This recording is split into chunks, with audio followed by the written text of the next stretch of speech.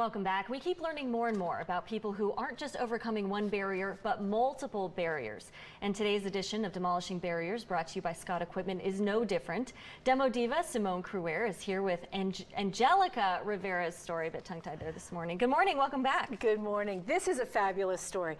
This couple, English is their second language, moved to New Orleans post-Katrina. He was a handyman. She was in the mortgage business, lost her job.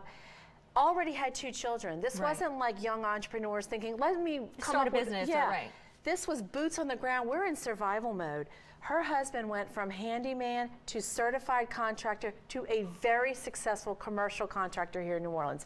This is a great story. And not easily done at that. No. All right, thanks, Simone. Well, let's take a look. This is our building in Fabulous. here, yeah. And this year, Rue Carré was our first commercial project. We did a food court on O.C. Haley. I just love sitting in this office because this is the picture of the American dream.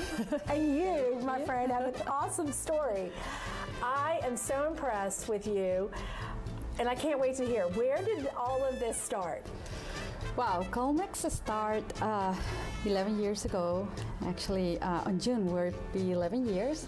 Congratulations. Thank you. We came from Orlando, Florida with my husband after losing everything with the recession of 2007. I was a mortgage broker in Florida. Wow. And we actually lose absolutely everything. You had a lot of challenges when you came to New Orleans.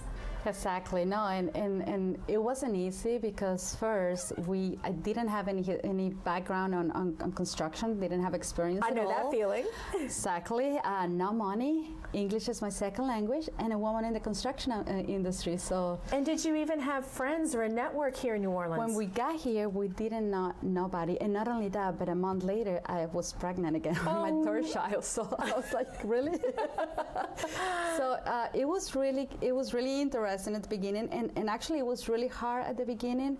I remember that I used to go to these classes, the construction classes, and there was like 40 men and me there. Wow. And even in one occasion, one of them came up to me and say, Angelica, you should be at home with your kids. This is not a place for a woman. At the beginning, I cried that afternoon, and I went home and told my husband about it, and he's like, really? You're gonna let that? I mean, that should be pushing you to do it. So we do, I mean, we work pretty good together. He knows a lot about the construction. He knows how to solve problems out there, but he doesn't have an idea about administration and management. I have an idea. I did study business administration in Florida, so that helped me a lot, how to manage everything, and so it's a really good complement. Those are the houses that we did. That was funny because we were driving piles in the middle of the night. Oh my goodness, you did all these?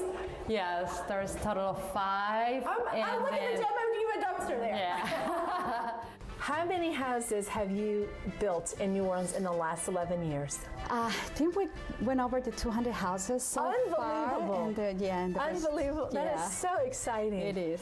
If we need to get it out straight, I mean, how?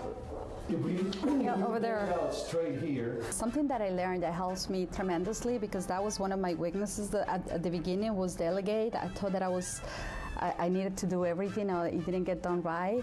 And then I learned that the delegated is the key of success. I mean, now everyone in my office knows more than me, and I'm happy to say that. I mean, they're an expert in their area, so I know how to do a little bit of everything. I know how everything runs, but they're the experts. We try to help the community. Like, we do have an incubator for smaller businesses that we. Tell me about that. So this is the incubator, and the idea behind the incubator was the struggle that we have when we start our businesses. We didn't have an office. I have my kids at home, and clients walk in. And actually that was one of my goals, but it was too expensive to have an office. You had to pay someone to be there, services, and these are adorable, cute offices.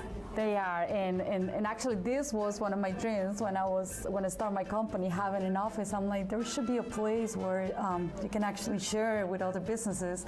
So when we got the opportunity to have the building, that was the first thing that we thought about it. We're like, let's do it. You have demolished a lot of barriers. What 2 are you most proud of? Wow, that's a good question. Actually, I think being able to create this balance between family and work, I think that's when money is not what tell you if you're successful or not. I don't think that's the key. I think the key is to be able to have a balance with family and work, and the fact that I can go tomorrow on vacation for a month and everything is going to be running just like if I'm here.